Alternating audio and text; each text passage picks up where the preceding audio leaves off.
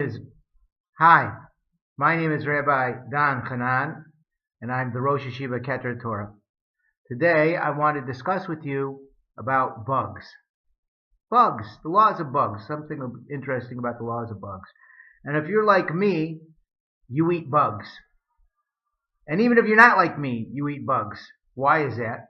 Because anyone who is eating processed food, according to the science of entomology, eats 1 pound of bugs every year. 1 pound of bugs. Now imagine how many bugs are in a pound of bugs. I mean, we're not talking that bugs were like gold.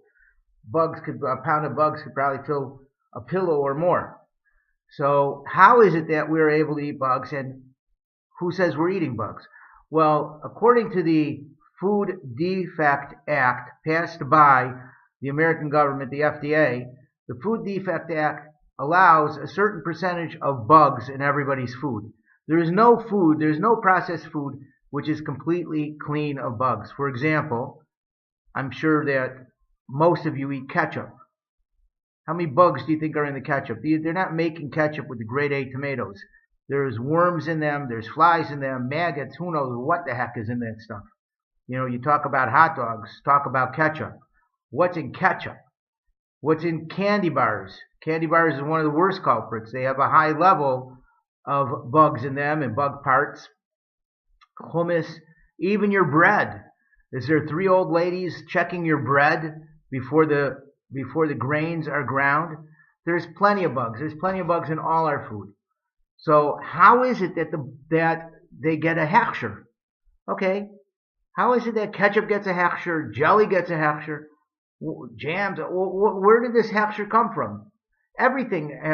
So obviously there's bugs being ground in there. There's no one checking the strawberries for bugs, and yet it's ground into the strawberry jam with reputable, good hechshers.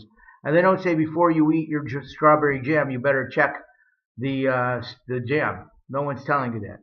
How is it? How is it that they can make this lechatchila? So the answer is that since the whole idea is to make food to eat, I'm making the jam for the jam's sake. I'm making the smoothie. You could take strawberries, not check them, and you can use them for your smoothie. You could take spinach that's not been checked, put it in your food processor, grind it up, lechatchilu, no checking it, wash it off, of course, you do the best you can, but you don't have to check it. Wash it, grind it up, and make a quiche out of it.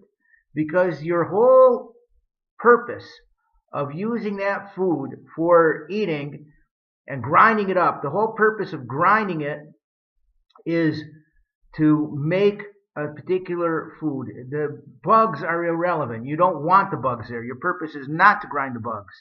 So since your purpose is not to grind the bugs, your purpose is to make the food. So therefore, it's not called mevatel isur lechatchila. If you wanted the bugs there, I don't know who'd want the bugs there, but if you wanted the bugs there, so then that would be called mevatel isur lechatchila.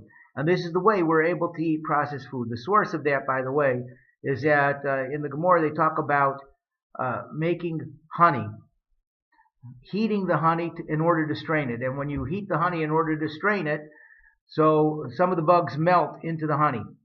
And we're not worried about that because the whole purpose of heating the honey is so that you can strain it. So even though that there are some bugs melting into the honey, we're not worried. We discard that. We don't care. And so the same thing applies to any food which you're trying to make into a jelly or any type of other food that you're grinding. The answer is that since your mind is to make the food and not to crush the bugs are being crushed incidentally. You don't want your kavanah is not to crush the bugs. So since your kavanah is not to crush the bugs and only to make the food, so therefore it's not called mevatel isur lechatchila, and obviously the bugs are batel b'shishin. So the next time that you eat your ketchup, you eat any processed food, don't worry. Don't worry. The bugs are batel. Have a wonderful day. And if you'd like to know any more about kashrut or anything else, we have some very interesting videos coming up. And also, maybe you'd like to join one of our Smicha courses on Keter Torah. Just visit us, keteratorah.com.